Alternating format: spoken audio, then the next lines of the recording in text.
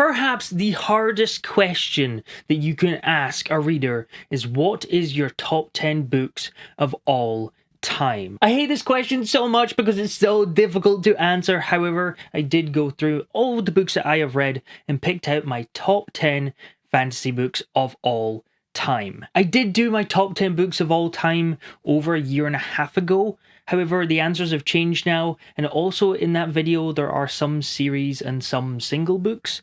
So this time I'm setting myself a rule. It has to be a single book from a series.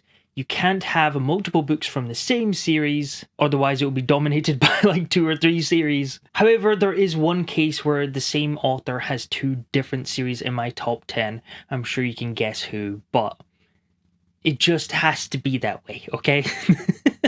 And also let me know in the comments, what is your top 10 fantasy series of all time? So without further ado, my number 10 is Sword of Kaigen. I went into this book with really high expectations. Loads of people say it's one of the best, if not the best, self-pub book of all time in the fantasy space. But even with those high expectations, I had a blast with this book. This is an Asian-inspired epic fantasy story, multi-POV, it has an elemental magic system, and some incredible character work. The thing that really blew me away with this book in particular was the structure. It has a really unique structure. To me, it's probably one of the biggest selling points to the book, but it also makes it very difficult to recommend because it is so unique and a wee bit different. Looking at the narrative structure, there is a part right at the end called the falling action. This is when everything's been dealt with, the big bad's been defeated, and everybody just kind of goes home. However, in Sword of Kaigen, it has a very long falling action, and it's absolutely fascinating because it adds so much to the plot, and it adds so much depth and nuance to the parts that we have already read. In particular, some of the character work done in the falling action is absolutely incredible. The way it made me completely 180 flip on how I read some of the characters was so impressive. Not to mention the amount of heartbreaking scenes throughout this entire book. Just, ow.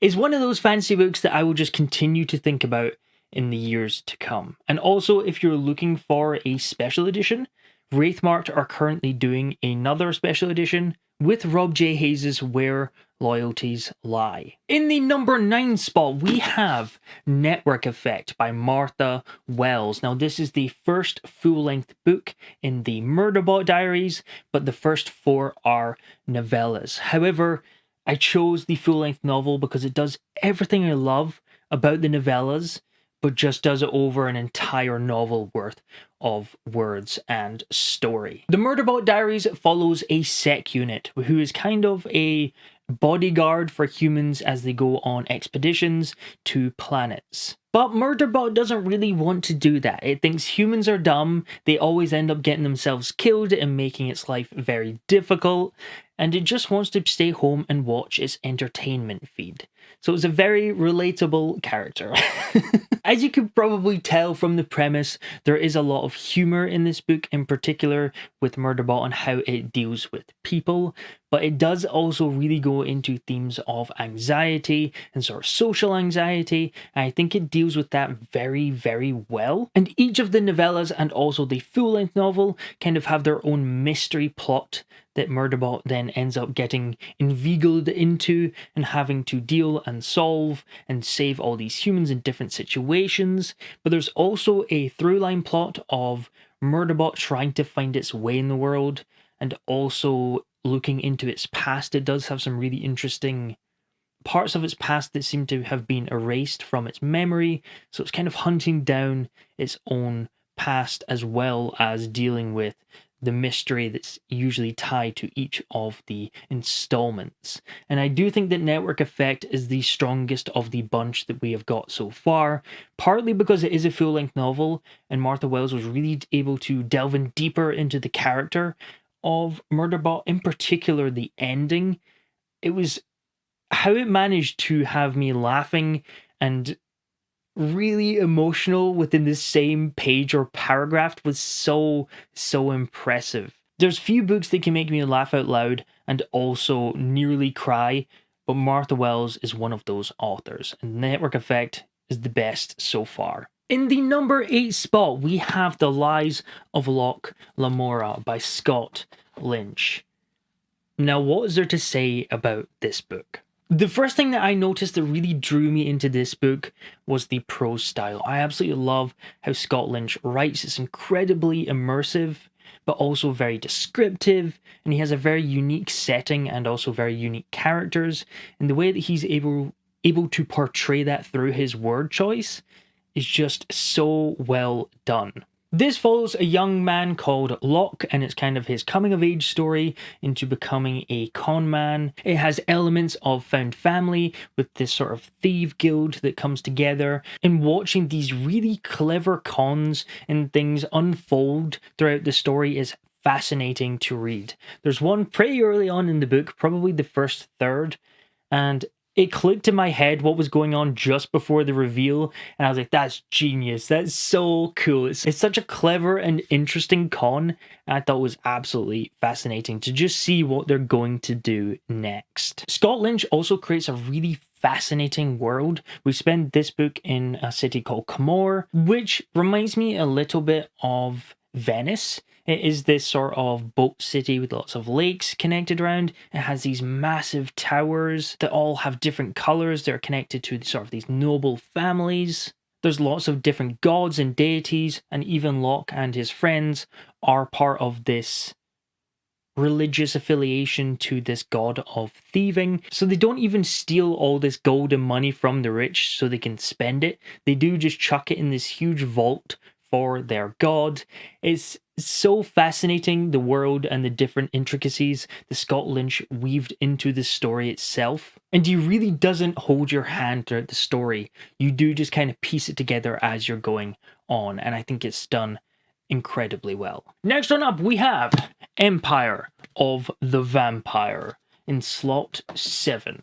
Now, this is an incredibly atmospheric book. The way that J. Kristoff is able to weave in so many different elements into the story that feels like a sort of classic gothic tale, but it's also this modernized epic fantasy story is so impressive. And it sounds like it would be a very strange tone, kind of mixing this sort of classic gothic feel with sort of religious elements as well as this modernized fantasy epic.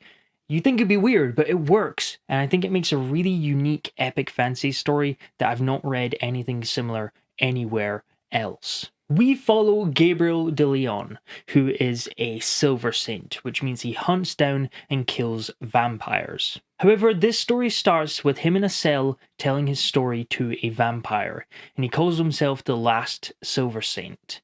And it becomes very clear by the start of the story that the vampires have won, the world is overrun by vampires and run by vampires. He's been imprisoned and they've clearly lost the war. It sounds like a really happy start. And this is a framing story, which means Gabriel is telling his tale of how he came to that point in his life. But with this opening, it does create this level of foreboding and this very dark undertone, because you know it's all going to go poorly in the end. You know that the vampires are going to win. But we jump back and we get his tale as he grows up and becomes a Silver Saint. If you've read any of J. Kristoff's work, you know he has a certain snark and character that he has in his writing, and is very much the same with Empire of the Vampire. There's a lot of humor, there's a lot of tongue-in-cheek, it's very offensive, there's swearing. I would also be amiss to not mention his prose. It's probably one of my favourite prose styles that I have read in this book. It is very lyrical, it can be very metaphorical, but also flows incredibly well. It's beautifully written. Also, if you love art as much as I do, just these standard hardcovers, and I think the paperbacks have these beautiful interior illustrations, and that is just in the standard editions. In the number 6 spot, we have Royal Assassin by Robin Hobb. Now, this was really difficult for me to choose. I was stuck between picking Royal Assassin and Assassin's Apprentice. That might be a controversial take, because I know a lot of people aren't a huge fan of the first book, or most people say the second book is better. However, the end of Assassin's Apprentice is just one of the best emotionally impactful segments of a book I have ever read. However, I think overall I do prefer the second book just as an entire package. This is a coming-of-age story following a young boy called Fitz, who is the illegitimate son of a noble. His parents end up dropping him off at the noble's family and says, you look after him. So it kind of has this young boy growing up in the sort of political court and trying to find his way in the world. I've said this a couple times now, and I've kind of grown to the term because I think it is very apt for this series. It does feel like a fantasy slice of life fiction from the point of a young boy growing up in this sort of classic medieval world. And as the story expands, we do get more into the political side of the keep and the royal family and what they have to deal with these raiders that are attacking the Six Duchies, which is the country that the story takes place in. Hobb really pushes Fitz to the edge, both metaphorically and physically, several times throughout this series, and just the themes of mental health struggles with depression and things are just handled so well. I also love how well Hobb handles this very large cast of characters. We have characters that kind of appear for a bit and disappear and come back later in the story,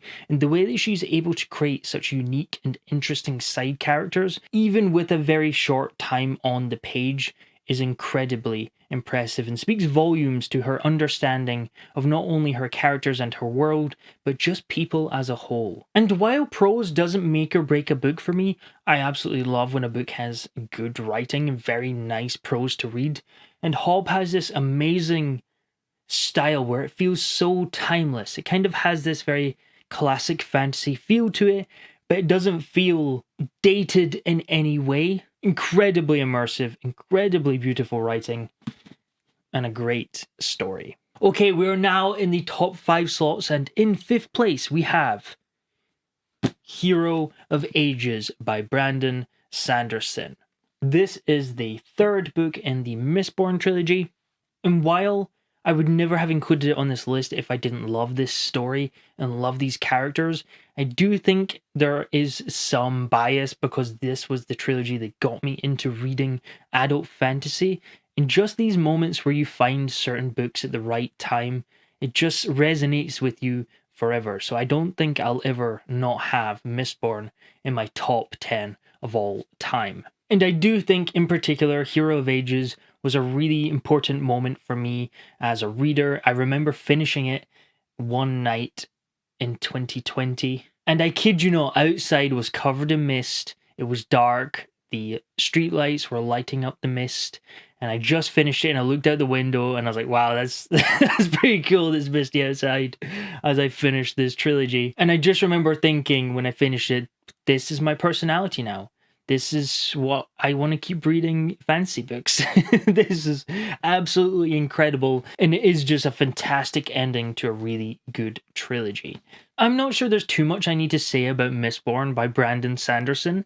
It's probably one of the biggest fantasy series of all time, so I won't rattle on too much about this one. However, if you have not heard of Mistborn, just a really quick elevator pitch. The Dark Lord has won, the world is overrun and run by this tyrannical Dark Lord, and we follow Vin, who joins this crew that wants to start a heist and defeat the Dark Lord. Flows really well, great pacing, amazing world building. It has this really interesting metal magic system where depending on what metal they consume, they have different abilities. It's an absolute blast, and I highly recommend if you've not read Mistborn yet. Talking about foundational books, I do think this was another one for me. In the number 4 slot, we have The Ember Blade by Chris Wooding. Now, this is very reminiscent of a sort of Lord of the Rings, very classic fantasy story, but very much modernized. Again, the prose style is a huge draw for me. I do think that Chris Wooding has an incredible knack for writing very lyrically and very beautifully without being overindulgent. It's very much not purple or overly metaphorical. It is just very well written but still beautifully written. And much like most of these books, it's the characters that really resonated with me. It has a found family trope. It has some really interesting side characters. It has one of my favorite side characters of all time with a character called Grub. And Grub is amazing. Grub Club. I don't want to go too deep into his character, but just his arc and how he transforms in the eyes of the reader throughout this story and the next one is an absolute blast. A land under occupation, a legendary sword, a young man's journey to find his destiny. So it is very classic fantasy, has a lot of really fun tropes, but it definitely does it in its own way. If you somehow haven't read The Ember Blade yet, read it now. For those that have been watching the channel for any length of time, the third book on this list will be no surprise, and that is, say it with me now, Dungeon Crawler Carl. So good.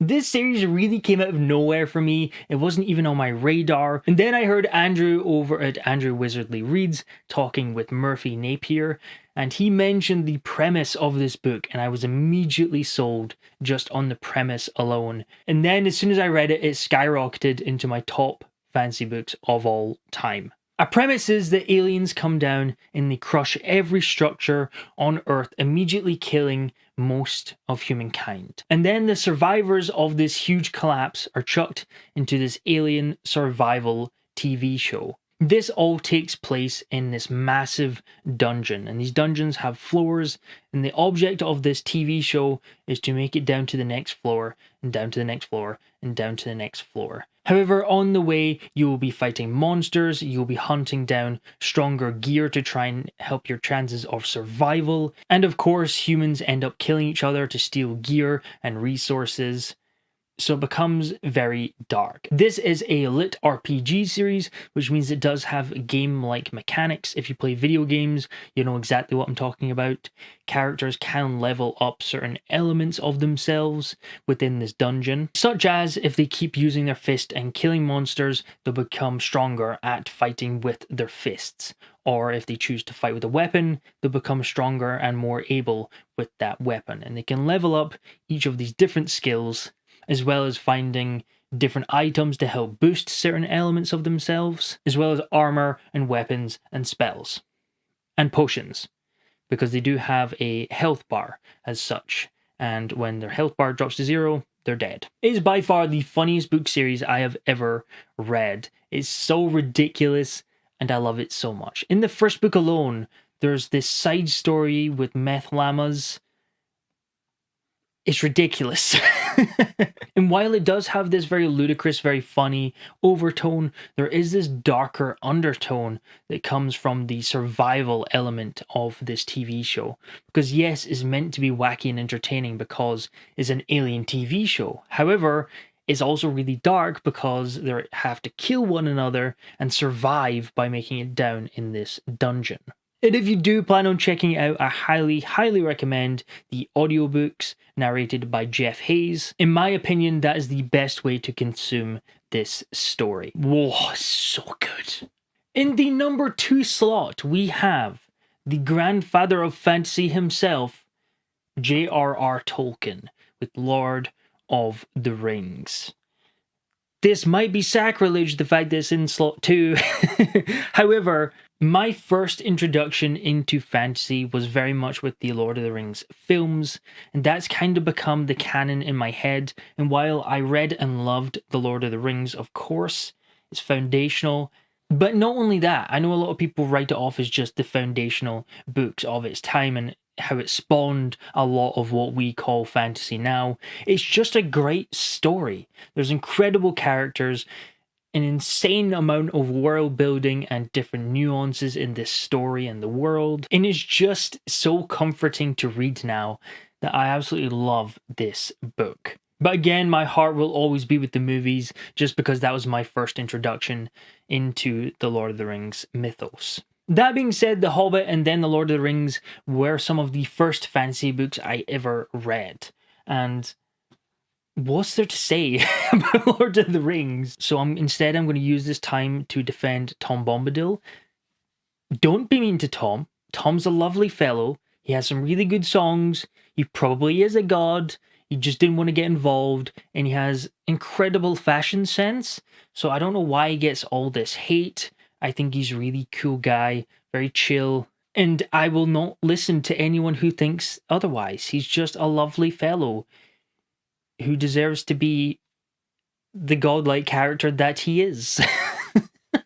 And in the #1 spot, my favorite fantasy book of all time is, probably not a surprise, Words of Radiance by Brandon Sanderson, the second book in the Stormlight archive. While Mistborn was very much my introduction to adult fantasy, Stormlight was really what made it an absolute obsession. It really threw me into the scope and the scale of these stories and what they're able to pull off, and I think I really connected with the characters, in particular Kaigen, which I didn't necessarily have the same connection with the characters in Mistborn. Great characters, but I just think that Kaigen and the Stormlight cast in particular really drew me in. This was also around the time that Rhythm of War was being released, so I kind of got really immersed into the community, and I absolutely loved seeing all the fan theories, everybody reading it and talking about it and just having a good time with these books. Just the size and the detail in the world that Sanderson created with Roshar, it just blew me away, with the interludes and how we got different sections from these one-off characters in different parts of the world just truly added to the scope and the size of the story. It really felt like I was learning about a new world. It's an incredibly unique setting with all this spren, super interesting concept that I hadn't seen before. Very visual as well. I do think Sanderson does a really good job of not just world building really interesting worlds, but creating very visually interesting worlds. And it creates these images in your head that stick with you because they are so unique and different from anything else that I have read. And if you're looking for more books to check out, I have got books as well. So I have Harbinger of Justice, which is the first book in the Shadowbinders trilogy, and I also have Silence is Silver, which is a prequel novella that you can read completely for free by signing up to my mailing list. This is ancient Egyptian influence, but it is very much its own thing. It's got shadow magic, it's got blood magic, it's got some attempted humor, we'll call it. And let me know in the comments, what is your top 10 fantasy series of all time?